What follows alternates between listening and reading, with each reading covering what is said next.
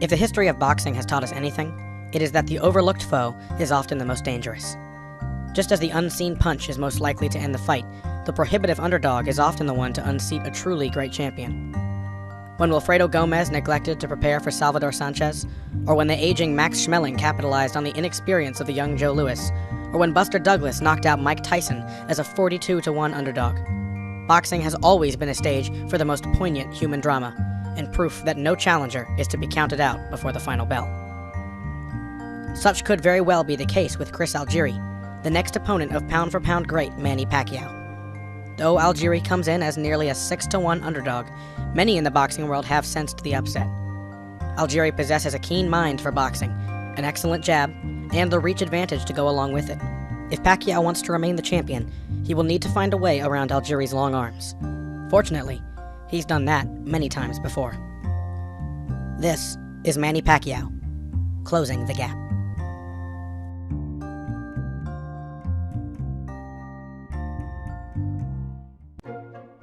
When fans think of Manny Pacquiao, they often think of the wild brawler who shocked super bantamweight champ Leila Ledwaba in 2001 with a mixture of speed, power, and raw, unbridled aggression. But the fact is, that Pacquiao doesn't exist anymore. The change came against Mexican legend Erik Morales, who cleverly outboxed and outfought Pacquiao over 12 rounds in 2005. Morales was the first fighter to teach Pacquiao that youth and athleticism alone weren't enough to beat his potent combination of will and skill. So when Pacquiao rematched Morales in 2006, he fought a much more disciplined fight and beat him. Then, later that year, he did it even better. The traditional wisdom is that shorter fighters must be aggressive to beat taller, longer ones. The idea is to negate the bigger man's reach by getting inside the range of his extended arms, where shorter limbs are more effective.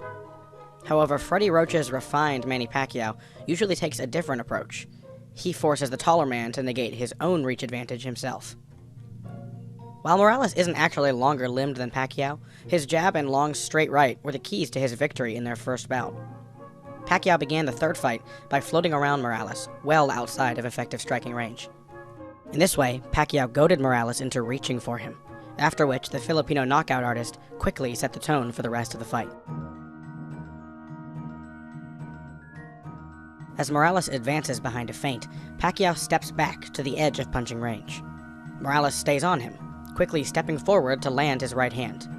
As he throws it, however, Pacquiao takes another small step backward and pulls himself just out of the way of the punch, leaving Morales badly overextended, note that his right foot is actually off the ground at this point, and exposed to a counter.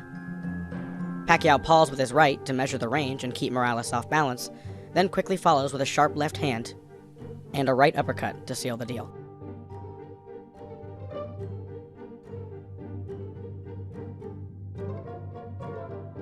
For the rest of the fight, Pacquiao picked Morales apart, not from long range, but using traps at long range to create the middle distance he prefers. And when Pacquiao senses that his opponent is ready to go, he is one of the most fearsome finishers in the fight game. In other words, once you give him his preferred range, it becomes very difficult to take it away from him. One opponent who did have a significant reach advantage over Pacquiao was Oscar de la Hoya. Though Pacquiao ended up easily dominating the fight, many at the time predicted that the Golden Boy would simply be too tall, too long, and too big for the surging Filipino. From the early stages of the bout, De La Hoya looked to utilize his jab to keep Pacquiao at range, but he quickly discovered that Manny was prepared for precisely that.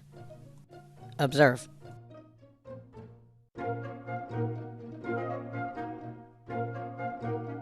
Pacquiao begins by offering De La Hoya his own jab, not intending to land the punch, but rather inviting his rangy opponent to jab with him. When De La Hoya concedes, Pacquiao is ready with one of his favorite punches, the soft left hand. His head travels to the outside of De La Hoya's jab. Oscar does manage to clip the side of Manny's head, but he is met with a stiff punch to the chest in return. His next attempt misses entirely, and is met with an even more punishing straight left to the face. Manny finishes by re-establishing the range with his own jab, forcing De La Hoya to fight long, which should suit him, but in fact grants Pacquiao the space and time he needs to find more openings for counters. Pacquiao also excels when it comes to angular movement, very useful for slipping past the punches and footwork of a clever foe. One of his most trustworthy tactics is to circle left, toward the right hands of his orthodox opponents, which once again flies in the face of conventional wisdom.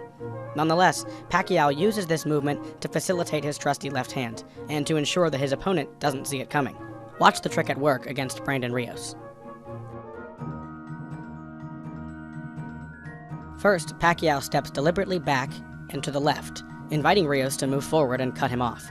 His goal is to time Rios' movement and counter it with his left hand. Here, Rios and Pacquiao are positioned neutrally, the toes of their lead feet pointed directly at one another.